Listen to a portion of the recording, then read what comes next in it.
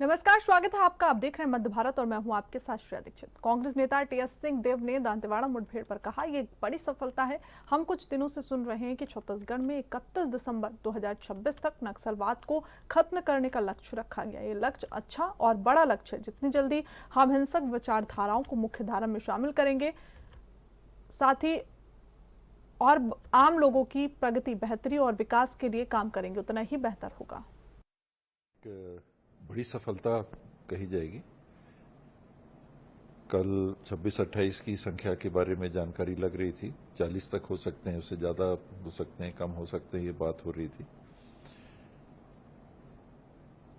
अमूमन पहल यही होती है सरकार की भी कि मुख्य धारा से उग्र विचार के लोगों को जोड़ा जाए, वार्ता चर्चा के माध्यम से विकास उन क्षेत्रों तक पहुंचा के, और जब फिर भी विकल्प नहीं रहता है तभी सख्ती या सरकार की ओर से ऐसी वारदातें होती हैं। एक टारगेट भी हम सुन रहे हैं कुछ दिनों से कि 31 दिसंबर 2026 तक नक्सल हिंसा की स्थिति को समाप्त कर लिया जाएगा छत्तीसगढ़ में। तो एक अच्छा लक्ष्य है, बड़ा लक्ष्य है। जितनी जल्दी हिंसक विचारधाराओं को हम मुख्य धारा में जोड़ के और आमजनों के तरक्की, बेहतरी और विकास के लिए काम करें। छत्तीसगढ़ के मुख्यमंत्री विष्णुदेव साय ने दंतेवाड़ा मुठभेड़ पर कहा, हमारी सेना को बड़ी सफलता मिली। 31 नक्सली मारे गए और इस बार हमारे जवानों ने अपना 29 का पिछला रिकॉर्ड तोड़ दिया है। इसलिए हम अपने जवानों को बधाई देते हैं, उनके साहस को सलाम करते हैं और निश्चित रूप से एक दिन यहाँ पर नक्सलवाद खत्म हो जाएगा और छत्तीसगढ़ में शांति स्थापित होगी। नक्सल बॉडी बरामद। देखिए, हमारे सेनाओं को बड़ी सफलता मिली है। 31 नक्सली मारे गए हैं और अपने ही पिछला 29 का रिकॉर्ड इस समय हमारे जवानों ने तोड़ा है। इसलिए हमारे जवानों को बहुत बहुत बधाई शुभकामनाएं देते हैं, उनके साहस को सलाम करते हैं और निश्चित रूप से एक दिन यहाँ से नक्सलवाद की समाप्ति होगी और छत्तीसगढ़ में अमन चैन शांति स्थापित होगी। मैहर जिला मुख्यालय से 5 किलोमीटर दूर चित्रकूट पर्वत पर माता शारदा देवी का वास है। मां शारदा देवी का मंदिर पर्वत की चोटी के मध्य में है। देश भर में माता शारदा का अकेला मंदिर मैहर में ही है। इस पर्वत की चोटी पर माता के साथ श्री काल भैरवी, भगवान हनुमान जी, देवी काली, दुर्गा, श्री गौरी शंकर, शेषनाग, फूलमती माता, ब्रह्मदेव और जलापा देवी की भी पूजा की जाती है।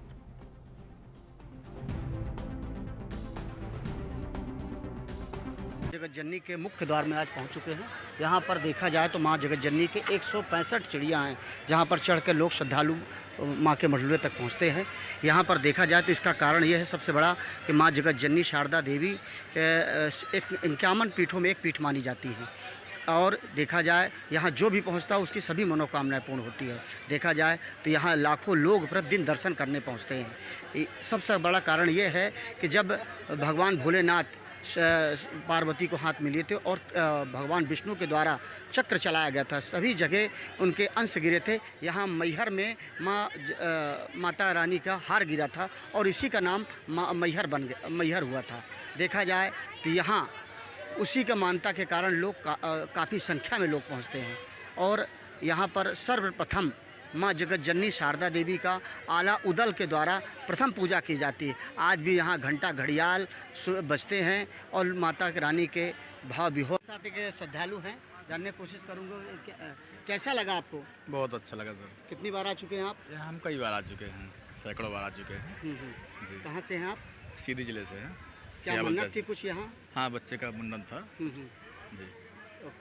दर्शन मिले सर। कैसा लगा? क्या बहुत अच्छा अनुभव लगा।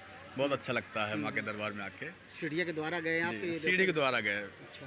बोलते हैं कि परिश्रम करना चाहिए, परिश्रम से ही कहीं न कहीं पुण्य मिलता है। तो यहाँ के बारे में जानकारी भी है कि क्या कैसा है? सर एक्चुअली ज़्यादा मुझे जानकारी इस बारे में नहीं है, लेकिन जो माता पिताजी लोग जो बताए हैं कि मतलब ये अच्छी देवी हैं और जो मन्नत होती है वो पूर्ण होती है। हमने बच्चे के लिए माना था और मेरी मन्नत पूरी, इसलिए हमने बच्चे का मुंडन कराया जी। बहुत अच्छा लगा। क्या नाम लिखते हैं आप? सुमित कुमार पटेल। अच्छा, सुमित जी पटेल हमारे साथ थे। ये बच्चे के मुंडन को उनमें आए थे और माता रानी के दया से ही इनको बालक प्राप्त हुआ। यहाँ बहुत अच्छा लगता है दर्शन करना। मैं 20 साल से आ रही हूँ यहाँ दर्शन करने। पहले तो मैं अदर स्टेट थी और जब यहाँ मेरी शादी हुई यूपी में, यूपी से मैं जब एमपी आती हूँ तब यहाँ दर्शन करने आती हूँ। मुझे बहुत सुकून मिलता है और मेरी सारी कामनाएं पूर्ण होती हैं। यहाँ आती हूँ, जब आती हूँ तब यहाँ मैं कोई ना कोई कामना करके जाती हूँ और फिर लौटती हूँ, फिर कामना के साथ लौटती हूँ। क्या मन्नत पूरी हुई है? यहाँ मेरी बहन, मेरे 2 पुत्र हुए, एक पुत्र हो, दोनों हुए और इनकी बेटी भी जो हुई वो भी मेरी भांजी है, वो ईसाई हुई। हमारा सारा परिवार सुखी संपन्न है, सब माता रानी का देन है। मतलब यहाँ से आने पर आपको सभी मनोकामनाएं पूर्ण हुई? हाँ। कोई कमी नहीं रह गई।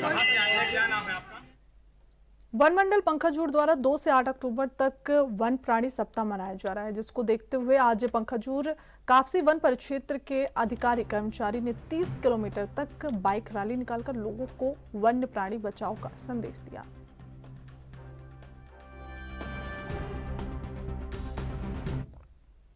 मध्य प्रदेश के अलग अलग शहर में ईमेल के माध्यम से धमकी भरे लेटर मिल रहे हैं।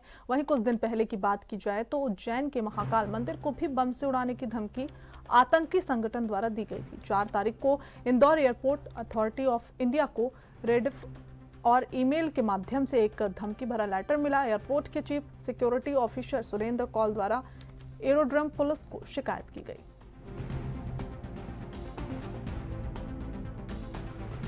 इंदौर एयरपोर्ट को बम से उड़ाने की धमकी दी गई है। एक मेल आया है जो कि एक गुमनाम मेल है, जिसमें कि थाना एरोड्रम पर एक आवेदन दिया गया है, जिसमें कि एयरपोर्ट अथॉरिटी ऑफ इंडिया के लेटर हेड पर जो इंदौर एयरपोर्ट है उनके जो चीफ सिक्योरिटी ऑफिसर है सुरेंद्र कौर जी, उनके द्वारा एक आवेदन दिया गया। उनके द्वारा बताया गया कि कल 4 तारीख को मॉर्निंग में 10:59 पर एक मेल आया है, जिसमें कि जनरल शिव 76 @redipmail.com से एक मेल आया है और धमकी दी गई है। उसमें इस तरह का कुछ अपठनीय है और उसमें कुछ जो पढ़ने में आ रहा है उसमें ये बताया गया कि हमने सब कई लोगों के ईगो को क्रैश कर दिया है और बूम बूम इस तरह की कुछ लैंग्वेज लिखी हुई है। तो इसमें फिलहाल 351(4) के तहत थाना एरोड्रम में केस रजिस्टर कर लिया गया है। इन्वेस्टिगेशन की जा रही है। इन्वेस्टिगेशन में आए हुए तथ्यों के आधार पर वैधानिक कार्रवाई की जाएगी। इसमें इंदौर एयरपोर्ट की सुरक्षा के सभी इंतजामों को पुख्ता कर लिया गया। इंदौर देवी अहिल्या बाई इंटरनेशनल एयरपोर्ट को बम से उड़ाने की धमकी मिली है। धमकी मिलने के बाद एयरपोर्ट सहित पूरे इलाके को सुरक्षा बढ़ा दी गई है। आने जाने वाली फ्लाइट की भी सुरक्षा एजेंसी लगातार जांच कर रही है। ईमेल भेजने वाले की फिलहाल कोई जानकारी अभी तक नहीं मिली है। देर रात सिक्योरिटी इंचार्ज की ऑफिशियल ईमेल पर मेल मिला था। इंदौर के एरोड्रम थाना पुलिस ने अज्ञात आरोपी के खिलाफ मामला भी दर्ज किया।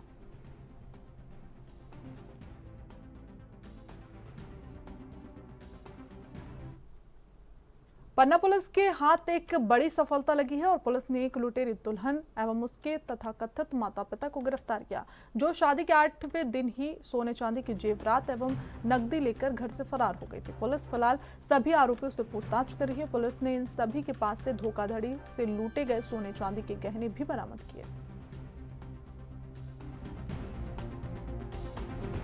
ये एक मामला जो है थाना सुनवानी का है, जिसमें हमारे पास कुछ समय पहले एक कंप्लेंट आया था कि एक महिला है जो जिसने शादी की एक व्यक्ति के साथ और उसके बाद शादी के तुरंत बाद ही घर से पूरा जो जेवरात और ये सब कुछ चोरी करके वो भाग गई है। तो इसमें मुकदमा कायम किया गया था और इसी मुकदमा का विवेचना में जो है आरोपी महिला और उसके साथ जो उसके साथी गण थे जिन्होंने इस टाइप का कांड जो है उन्होंने अन्य लड़कों के साथ भी किया था, उन सबको गिरफ्तार करके जेल भेजा गया।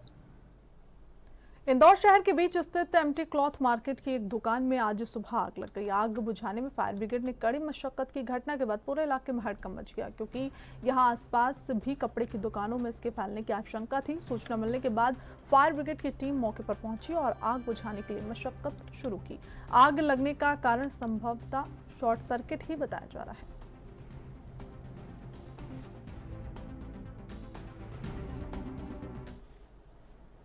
छत्तीसगढ़ के जांजगीर चांपा जिले के जवालपुर गांव के ग्रामीण ने बलौदा जांजगीर सड़क पर चक्का जाम कर दिया। ग्रामीणों का आरोप है कि बदहाल सड़क को बनाने और सड़क पर भारी वाहनों के प्रवेश पर प्रतिबंध लगाने की मांग की जा रही है।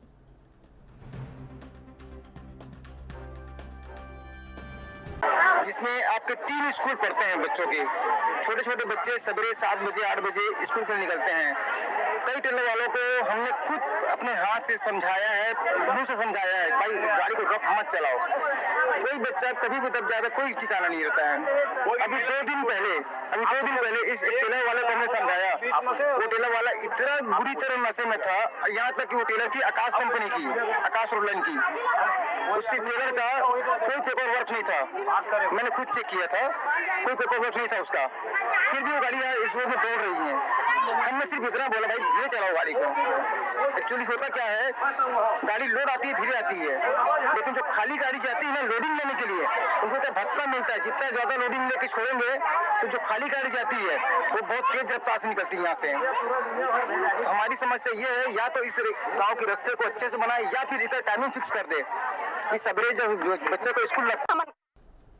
अंतागढ़ के क्षेत्रीय विधायक विक्रम देव सेंडी सदस्यता अभियान के तहत तकौड़ी पहुंचे हुए, वहीं उन्होंने क्षेत्र के लोगों से मुलाकात कर लोगों की समस्याएं भी सुनी और लोगों ने भी क्षेत्र की तमाम समस्याओं से अवगत कराया। वहीं भारतीय जनता पार्टी के नेता पदाधिकारी भी उपस्थित रहे।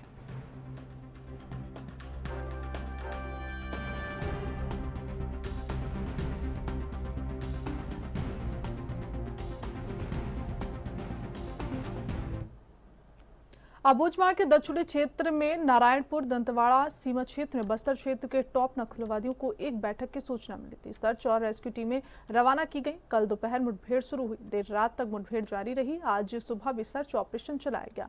अब तक कुल 31 नक्सलियों के शव बरामद किए गए। भारी मात्रा में हथियार भी बरामद हुए हैं। सफलता मिली है नक्सल ऑपरेशन में, क्या कुछ इसमें अपडेट है और कब ये ऑपरेशन लॉन्च किया गया था? अबूझमाड़ के दक्षिणी क्षेत्र में, दक्षिणी अबूझमाड़ में नारायणपुर और दांतेवाड़ा के बॉर्डर के क्षेत्र में नेंदूर थुलथुली कावाड़ी के आसपास सूचना आई थी कि पूरी बस्तर डिवीज़न, जिसमें आमदई एरिया कमेटी जाता है और इंद्रावती एरिया कमेटी के टॉप लीडर्स, टॉप नक्सल्स की वहाँ मीटिंग हो रही है, वहाँ पर एक जमावड़ा है। इस सूचना पे सर्चिंग गश्त पे टीम्स निकली थी अलग अलग जगह से। दांतेवाड़ा डीआरजी थी, नारायणपुर डीआरजी थी, एसटीएफ, सारी टीम्स निकली थी 2 दिन पहले। और कल दोपहर से लगातार और ज़बरदस्त फायरिंग हुई है, एक्सचेंज ऑफ फायर हुआ है, मुठभेड़ हुआ है। देर रात तक मुठभेड़ जारी रही, सुबह भी सर्चिंग किया गया और अभी तक फाइनल अपडेट ये है कि कुल 31 नक्सलियों की बॉडी रिकवर हुई है, डेड बॉडी रिकवर हुई है। भारी मात्रा में हथियार रिकवर हुए हैं और भारी मात्रा में हथियार रिकवर हुए हैं, जिसमें company number 6 Indravati area committee, Amdai area committee, east Bastar division के नक्सल लीडर्स, टॉप लीडर्स के होने की संभावना है। सर, इसमें कितने पुरुष माओवादी, कितने महिला माओवादी और कितने की इनामी, ऐसा कुछ जो है शिनाख्ती और आंकड़ा जो है ये स्पष्ट हो? तो आंकड़ा में पहला आंकड़ा ही 31 है। जहाँ तक हथियारों का है बड़ी संख्या है। टीम अभी बाहर नहीं आई है तो एकदम स्पष्ट और एग्जैक्ट बताना मुश्किल है, लेकिन बहुत बड़ी संख्या में हथियार और गोला बारूद हमें बरामद हुए हैं। इनामी नक्सलियों का जैसे अभी कुछ दिनों पहले भी एक ऑपरेशन हुआ था जिसमें एक SZCM हमने फरियादी में मारा था 25 लाख का। SZCM का रैंक जनरली 25 लाख का होता है। इस क्षेत्र में भी इंट था 2 SZCM का। शिनाख्ती अभी हम कर रहे हैं, कंफर्म करके बताएंगे। अभी तक वो शिनाख्ती का कंफर्मेशन नहीं आया है, लेकिन यहाँ पर भी 2 SZCM के होने की इंटेलिजेंस थी और अभी तक बॉडीज वापस नहीं आई है, टीम्स वापस नहीं आई है। जब वापस आएंगे तो करेंगे। वो SZCM 25 लाख के इनामी होते हैं। बाकी जिस तरह से हथियार मिले हैं, बड़ी संख्या में DVCM और SZCM रैंक के लोग हो सकते हैं। DVCM का इनाम 8। फिलहाल बुलेटिन बस इतना ही। देखते रहिए ANB न्यूज़।